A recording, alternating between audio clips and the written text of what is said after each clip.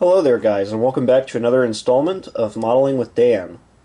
On this channel I've shown a number of tank car builds that I've accomplished over the years, and as of lately I've been on a bit of a UTLX modeling bender.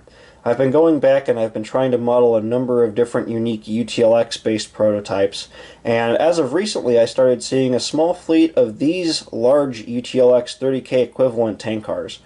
And these are a really unique prototype. They're a relatively long car, and they haul a very greasy biodiesel or animal fat type residue, some kind of liquid like that.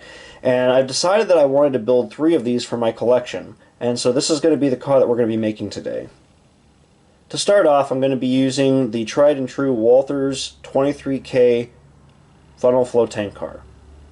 These cars have been on the market for a number of years, and they were originally done as a kit. Later on they were done in a mainline version, and then a gold line version, and a platinum line version. This version here is the first ready-to-run version that Walthers came out with many years ago. Matter of fact, I think in maybe 2000 or 2001 is when these were made. These cars were very affordable, and in this case I got a number of these for all kinds of rebuilds. The reason I've chosen this car is because the funnel flow design, for the most part, is still used to this day on a number of UTLX prototypes, and these cars can be used for many, many different types of builds. And so it's a no-brainer for me to use a car like this.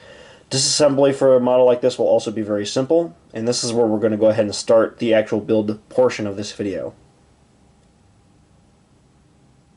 Disassembly is very simple here. All we have to do is remove a couple screws. We're going to be removing that tank saddle first. We're going to be removing and modifying a number of these details later on, but we're going to need to prep the tank body first, so all these details need to be removed.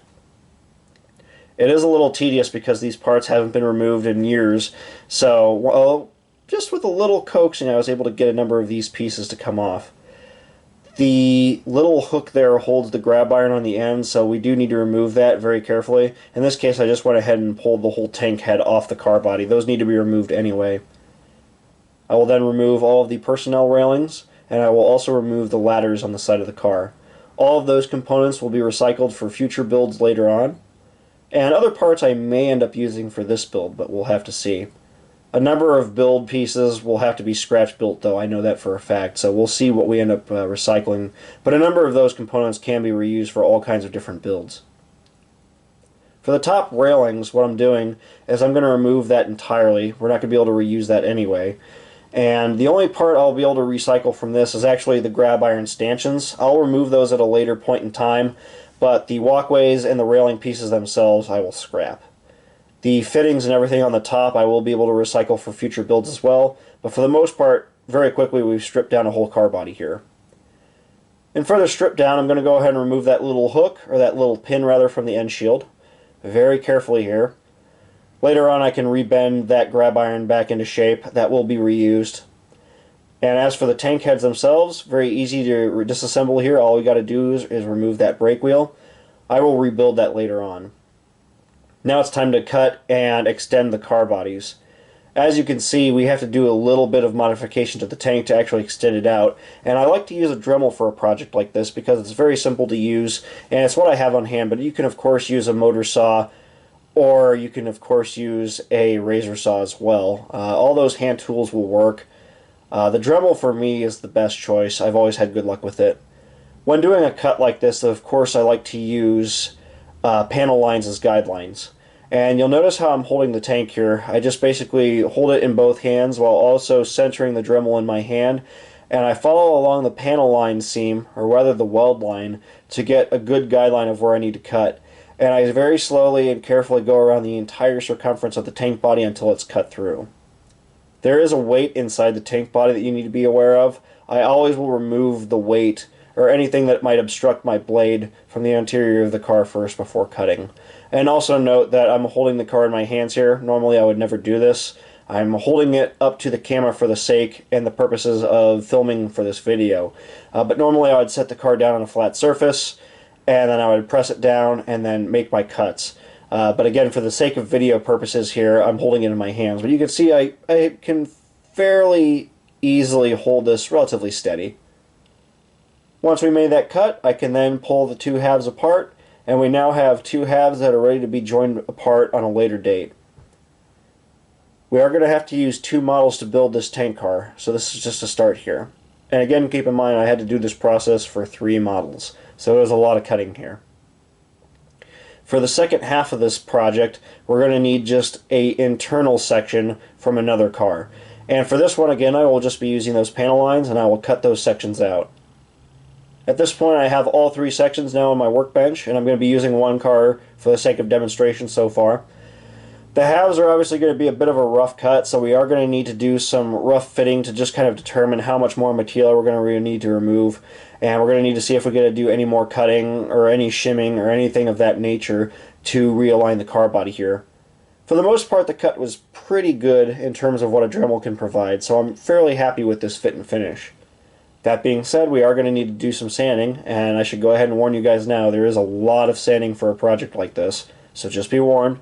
But never fear, if you're just doing one car and you're not like me doing, 4 or 5 builds at the same time, this is not that big a deal. But you do need to be thorough with your sanding for the sake of fit and finish.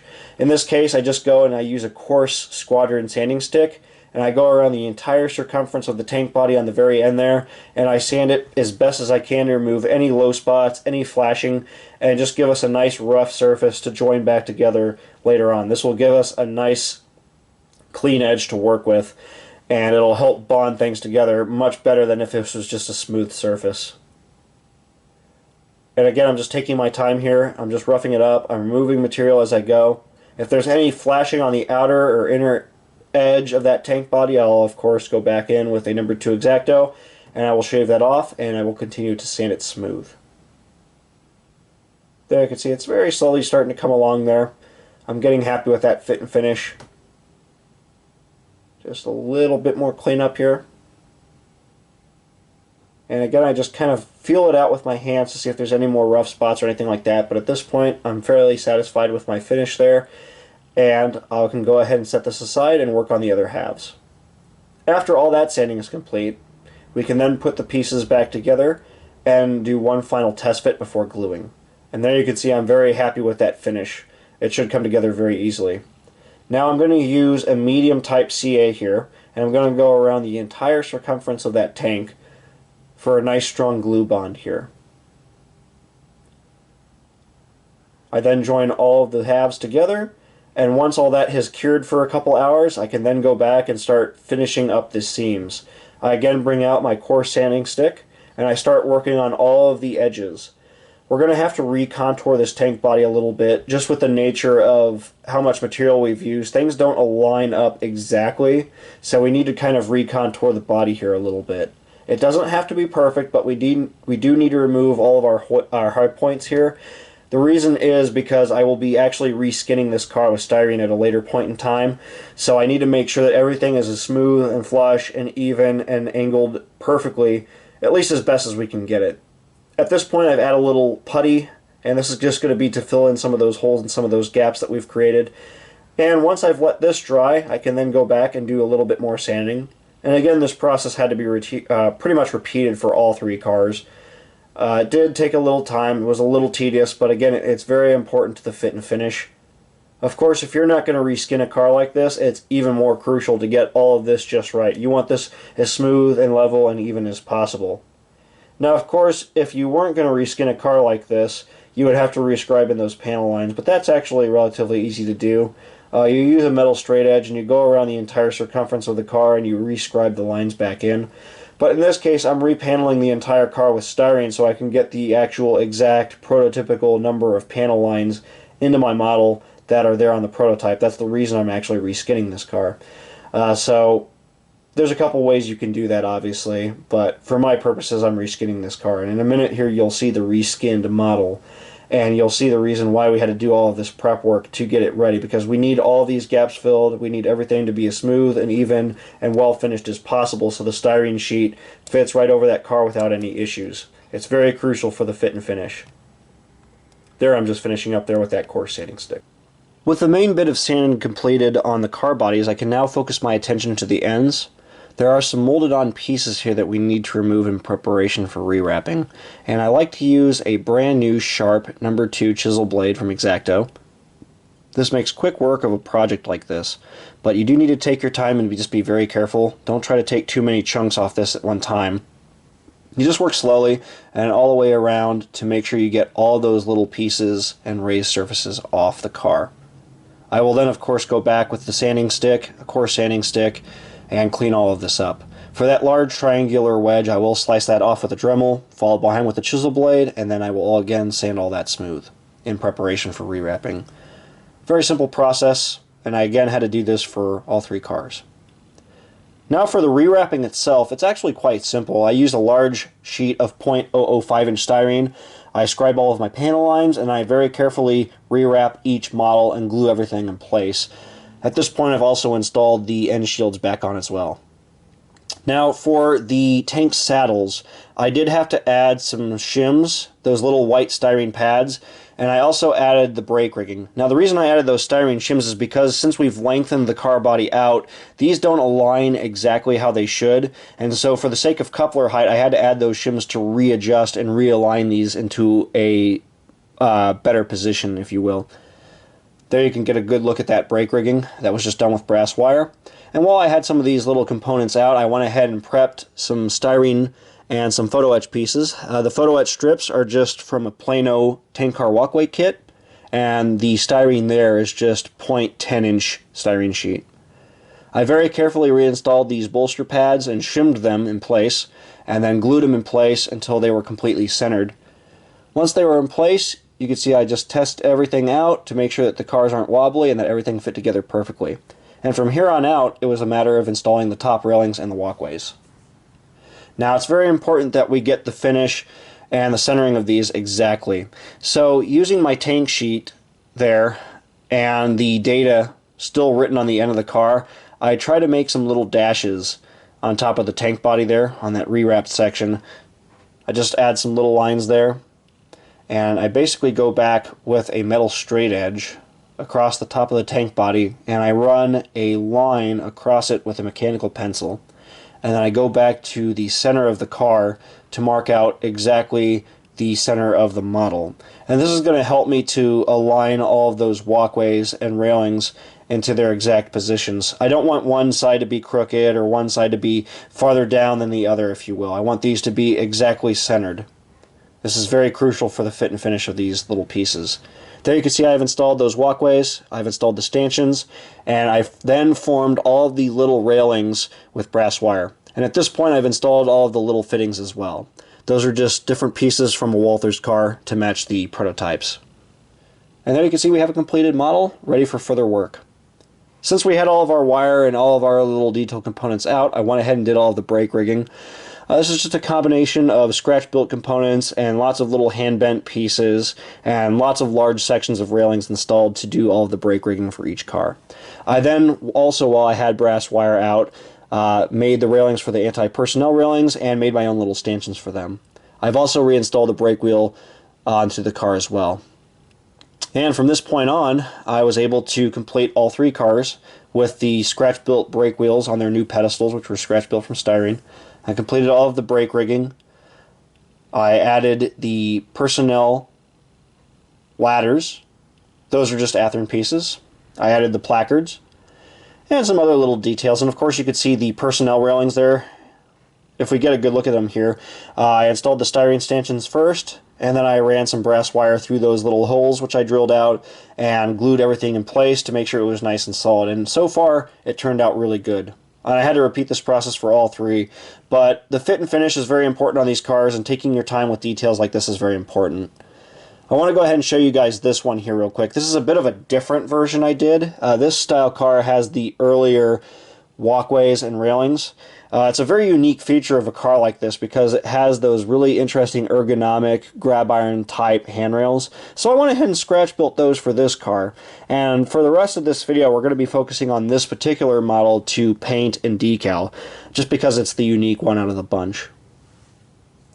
So far so good here though. I'm very happy with the fit and finish and the way everything has turned out. If there's any final details that we need to do, now would be the time to install them before paint.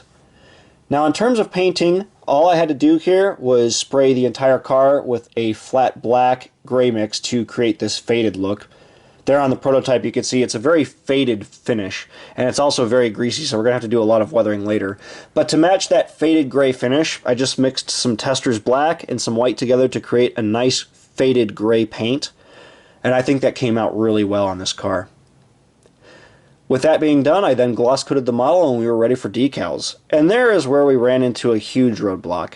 No one, and I mean no one, makes an accurate UTLX data sheet. So I had to get a couple different sheets made by both PDC and Highball Graphics. The top sheet there is Highball Graphics, the bottom sheet is PDC.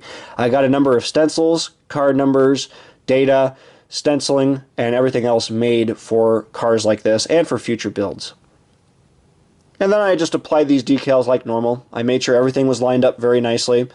I installed all of the other little data bits, which were also done by Smokebox Graphics, and I aligned all of the UTLX data there, and then I sealed everything in place with some flat, pretty much just dull flat. In this case I used a really nice flat finish, I believe Mr. Clear. And then from on that, it was just a matter of adding some more fading, some grime, some weathering, a little bit of grease, and lots of splatter. These cars get very greasy and very dirty, so there was a lot of different techniques that I did to actually weather this car. As you can see in these photos, it's a very dirty model, but we now have a completed car fitted with KD couplers, metal wheels, and all kinds of other little details, and I think it came out amazing. There you can see a lot of that grease streaking down. A very key feature of this car. And there's a good look at those railings one more time, and also the rust work and grease work that we did around our safety railings and our fittings there. It honestly looks really good. Now, as I was wrapping this video up, I was able to get the other two in stages of completion. I got the decals applied to the other car. There, as you can see, that one's ready for weathering. And I also was able to apply a fade coat to the second car. So all these are prepped, and at a later time you'll get to see all of these cars finished, hopefully in a future update video. I want to thank you guys for watching this video. I hope this was encouraging and inspiring to you guys. We'll see you in the next one. Take it easy.